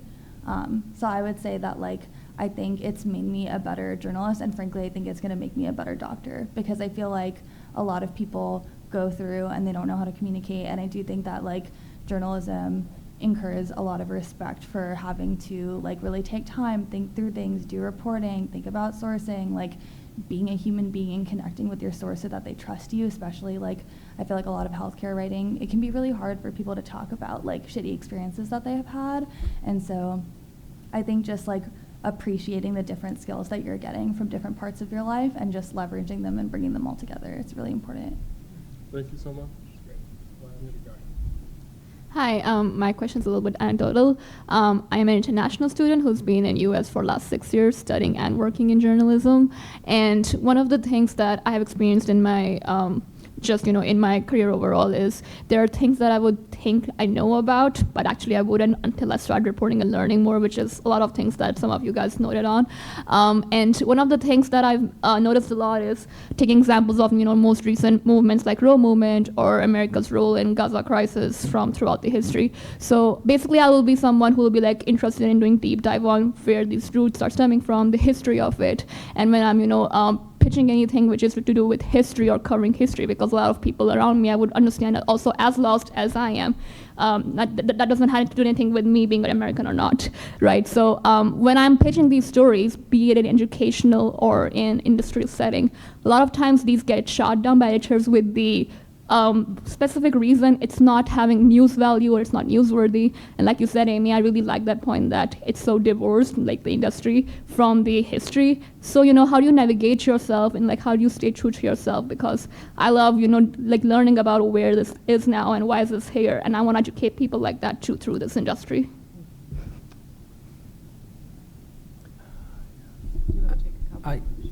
Sorry. Yeah. Go ahead. Hi, my name is Evelyn Archibald, and I'm from the University of Washington in Seattle. And I wanted to ask you guys about, I feel like recently, well, kind of forever, but specifically recently, especially in my generation and trying to talk to other students and my peers, there's this distrust of journalism as a career and as a industry. And I've had more than one story that I've tried to go into, been sort of just blocked by the fact that no one really wants to talk to me about it because they're a little hesitant, and for good reason. So I guess I don't know if this is an issue that ever comes up for you, but trying to rebuild trust with sources, especially those who are marginalized or those who are in leftist progressive spaces, trying to rebuild trust with those people who are reasonably hesitant because of broken trust with mainstream media and general representation. Let's take one last one. Hi, my name is Victoria Valenzuela from USC, and my question's kind of similar to that. I wanted to talk about sourcing. So after you establish a beat, you're going to be working with kind of similar stories. So for example, I cover criminal justice system, especially when it comes to prisons. So I work with a lot of advocacy groups and researchers. So how would you recommend building relationships with these sources so that they can come to you and they have a story tip, but but then also so you can go to them when you have a story that you want to kind of talk about. So in a way where it's like mutually comfortable, but you're also like not annoying them all the time you come across a story.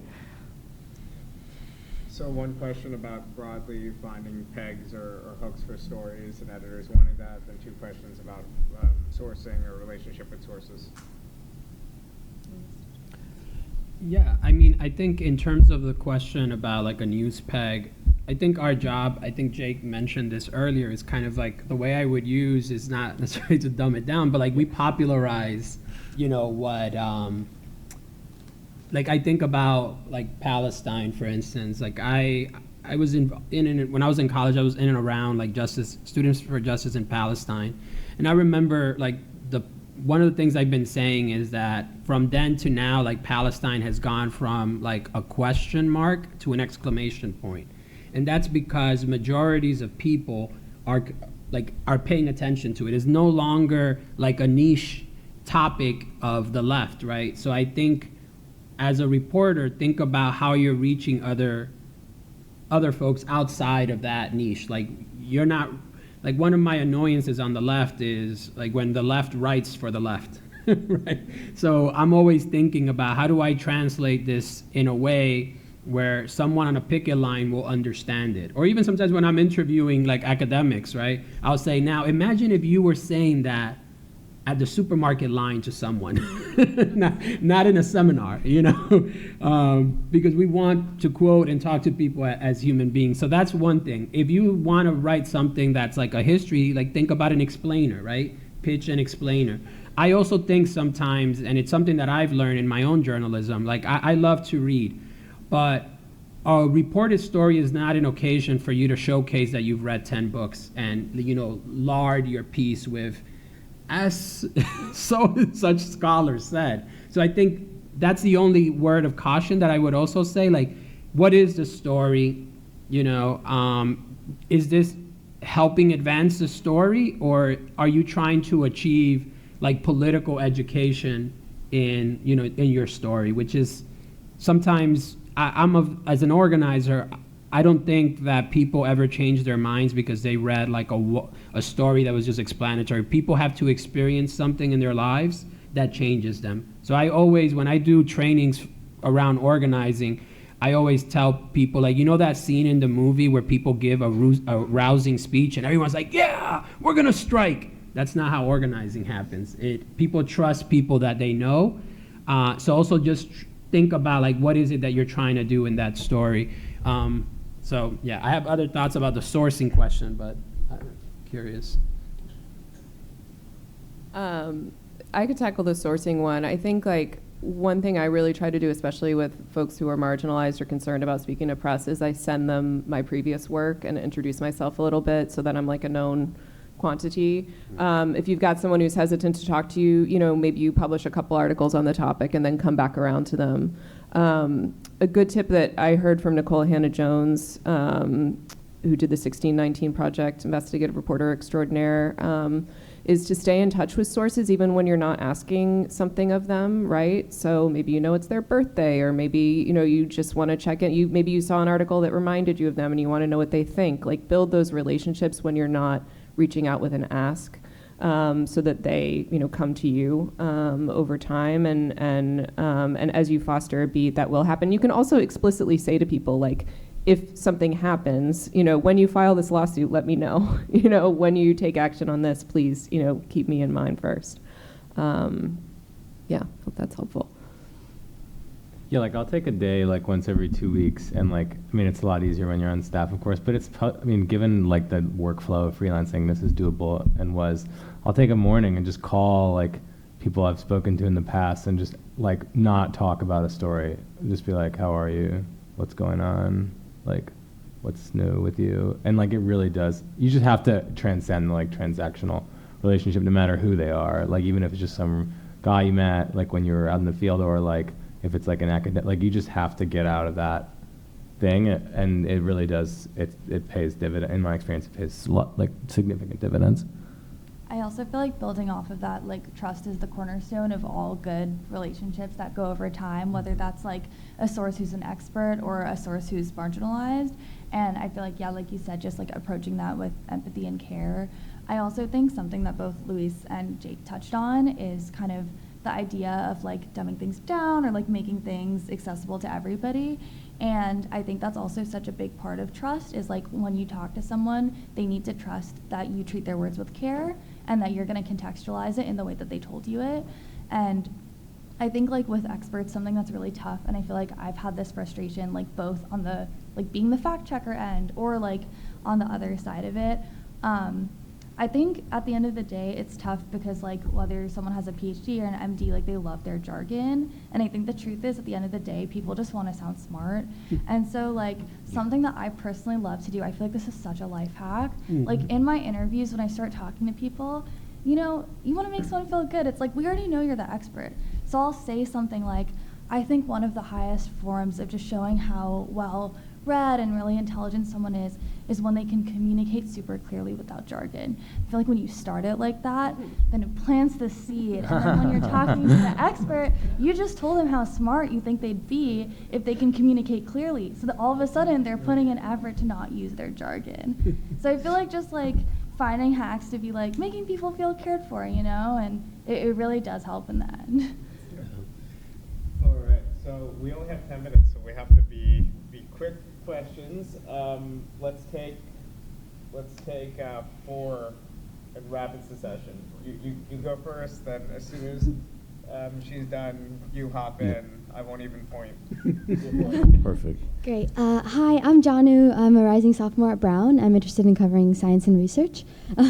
And so my question is about establishing a voice. So when it comes to, you know, complicated things like FEMA, I worked for them in high school. Nice. There's a lot of like really differing viewpoints, you know, bureaucracy like in different parts of the country even, and healthcare. So when you go in with a specific point of view, how do you ensure that when you're establishing your voice, you're being as honest as possible? Like, does your viewpoint change over the course of a story? And when there's multiple perspectives, how do you navigate that in reporting? I'm Kenneth Woods. I'm from Southeastern Louisiana University. As frequent contributors, how do y'all navigate the bevy of literary and news journals and magazines, and how do y'all decide which ones to submit to, which ones not to submit to? And conversely, at y'all's point in y'all's careers, are they beginning to or like ask for y'all's contributions?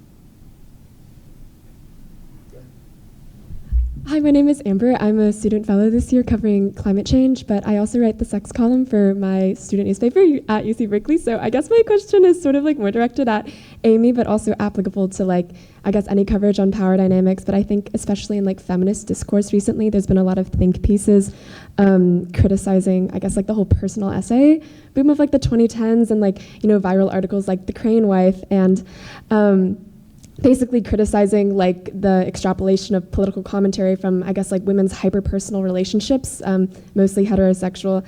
And I guess just like from that, how do you navigate this like concept of the personal as political and just like it more generally like being taken seriously as like a woman writer who has written about their personal experiences with relationships and sex? Okay, so I hope we don't have pens at the table, but we're gonna do one more. But yeah, go. All right. Hello, my name is Autumn Vasquez. I am a graduating senior at the University of Toledo in Ohio. And my question is, do you ever feel stuck in your beat? And if so, how do you navigate it to like formulate new ideas? Okay.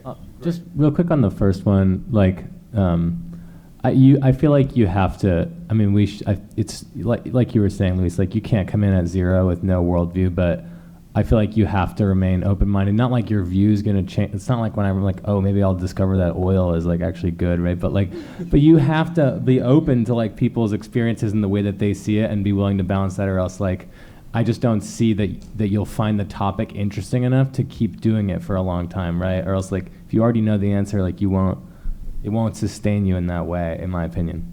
Oil is good. These are plastic chairs, you know? Oh yeah, no, you can't play football without it. Yeah, we all know. Yeah. Okay, so Next question, Luis, maybe talk about how you decide which outlets to pitch to and. Yeah. So I'm at the point in my career where sometimes I just send like a pitch in a subject line on an email, which I'm fortunate to do. I'm like, hey, want a story on X? And it's yes or no. So I'm looking for editors that are gonna make my life easy, which means that, we have a good relationship in terms of like fact checking and just giving me latitude to do whatever it is that I wanna do. So I think that makes it a lot easier. So for me, because freelancing doesn't pay as much, I'm looking for just ease of the working relationship. So I've worked, for instance, with Micah at Jacobin. When I want to get a story out fairly quickly, it's like Micah's great to work with. And I've worked with Christopher Shea too at The Nation, and he's also been great to work with. So yeah, I think it's about nurturing those relationships with editors and then being choosy about like what's worth your time. So Amy, do you have thoughts on the personal essays? Yeah, on the sex question, yes, I do. First, I just want to quickly say, everybody in this room on the freelancing pitching question, take out your phones, please, and follow Freelance Solidarity Project, which is part of the National Writers Union. Luis already name dropped them. That is where you will find our rate sharing database, so you can look at which publications actually pay something like a living wage. The Nation's a leader in this respect because they have a voluntary agreement with the Freelance Solidarity Project for baseline conditions for freelancers. Follow them on social media. We've got a challenge, Freelance Solidarity Challenge, running this year where we're collecting rate information from freelancers so you can submit to that database. Because again, organizing is the solution, not giving up in defeat. Yes. And then to Amber's question, which is such a great question, like there was this wave several years ago, right, where it was like women could break into journalism by writing personal essays, and that was like the only way in, right? Like I have a good friend who's a trans woman, and she was like, okay, at what point am I going to be able to stop just like writing about my personal story and I can like actually cover serious journalism topics that I want to cover? And now I feel like there's this backlash to that where it's like, oh, another woman like telling her story for money, like gross. I would say like be guided by the things that you read and admire and that make an impression on you. And if that's something that you want to do and share, then do it. And if you stand by your work, then stand by it. It's hard and it's vulnerable. I've written personal essays. I wrote about what it was like being pregnant in the pandemic. Like I wrote about losing my grandma in the pandemic. Like I've written that stuff. And I feel like it's some of the stuff that gets the biggest reaction of everything that I write. And then I've had this weird experience with my book where the book that I pitched was like a very serious narrative nonfiction book. And the editor that I ended up going with was like, I want a first-person book about you and what it's like interviewing these like creepy anti-abortion people that you interview. And so the book that I'm going to be writing is a first-person book, which I would not have seen coming. I would have thought it's a liability for a woman to be telling her story in this respect, right? So, keep an open mind, find the people that want to help you do the work that you want to do. Great. And the last question that anyone want to tackle, or do we need a reminder? Zoya? Was it? Being stuck in your beat and how do you? Oh yeah. Oh yeah, sorry. Wait, can you remember what the question was? Remind me of the question. So sorry. How to not get stuck in your So the question was, How to get stuck in your beat. How to not get stuck in your beat. like, if do you ever feel stuck in your beat, and if so, how do you navigate it to formulate new ideas? Yeah, that's a really good question. The short answer is yes. I think everyone has felt stuck in their beat at some point or another. I think just kind of what we were referring to earlier of just like, I feel like the worst thing that you can do when you are in your beat is to stop reading other people's takes on what you're also writing about. Because I feel like there have been a lot of times where I was stuck, but then I read something that someone else wrote, and I was like, oh, I had like a very particular reaction to this, and I think there's actually something to say there.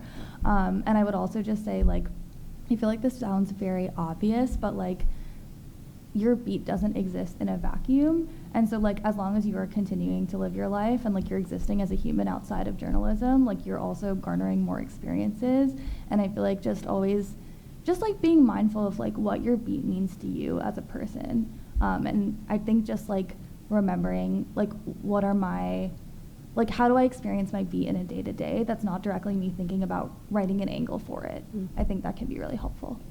So we're unfortunately at basically a hard stop.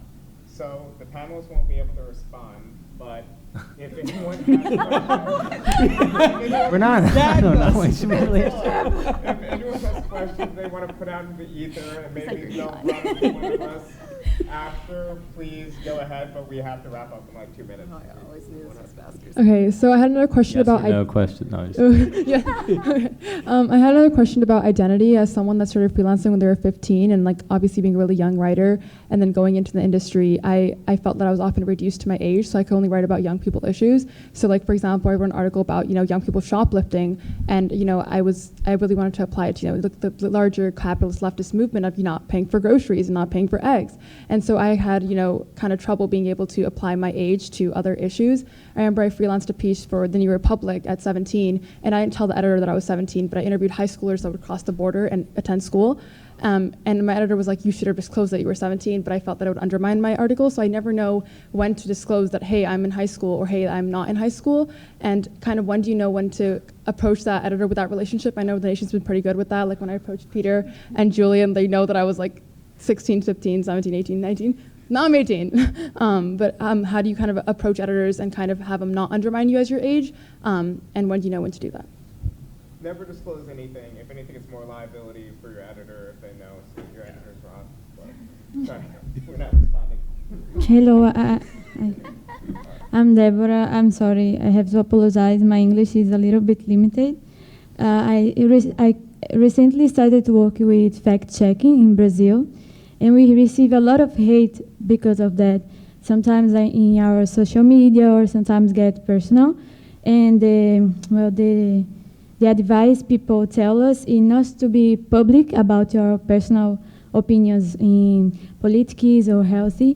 So I was wondering, you shared, you are open about your opinions. So I was wondering, how do you deal if you ever receive hate because of your work when you are reporting abortion or politics or protest? If you ever receive hate, and how do you deal with that? So let's take, if there's any 2 more comments, other than you, we will all gravitate to you right immediately after we're done. So we'll talk to you in private. We've got a quick question from someone that's joining us via live stream. This is from Esther Sun, who goes to Columbia. And they asked, in a time where the industry seems to be constricting and feels ever more competitive, do you all think it would be better to focus on a beat I like as early as possible and develop expertise in it, or to take a longer time to explore?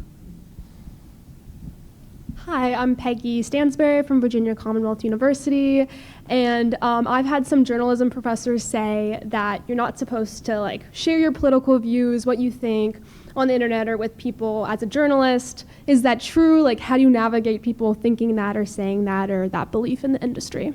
Thank you. I think we need to respond to that. but maybe whoever feels the most strongly start immediately speaking. I think I'm very explicit with my politics. So look, I was in Flint, near Flint, Michigan, Burton, Michigan, around the UAW strike, and a lot of the folks that I talked to were Trump supporting workers. But because I don't respect the boundaries of journalism, there were scabs coming in, and I used my truck to block the entrance. And the workers started cheering me, or Luis, you're a hero. And they all started taking pictures with me. So I still stay in contact with those workers, even though they know. They send me weird texts sometimes, Luis, I'm really concerned about the illegal immigration invasion that we're facing. Forget this thing that I was telling you about how we're working 12-hour days. What I'm really concerned is about the invasion of illegals. I still talk to them, because that's the work that we do. But they know, I shared articles. I was like, here's something to consider on that question. But I think you just got to be honest with people. You can't. There was a time. We may be in a time right now in a new McCarthyite scare because of what's happening around Palestine. But I think the antidote to that is to be public, to bring more people out, because that's the way to build genuine relationships with people. Can I just, a quick counterpoint to that, which is I think just be judicious about what you share. Imagine that, and know that anything that you write on social media or in an article could one day be screen capped and used against you. So just think about it and stand by whatever you do. I mean, for example, like I recently went to my 15-year reunion and I wore a, Brown alumni with Palestine shirt and a keffiyeh, and like that was a statement that I wanted to make. And if someone decides, it's off my beat, I don't cover Gaza, I cover reproductive rights. But I also was like, if someone's going to try to use this to prevent me from getting a career down the line, I can stand by it on principle and know I did the right thing. So, everyone is going to navigate this differently, and it's not a question you answer once in your career. It's something that's going to come up, over and over again. I would just ask yourself what your principles are and whether it's worth taking a stand and whether you can stand by whatever stance you take down the line. Let's have a round of applause for our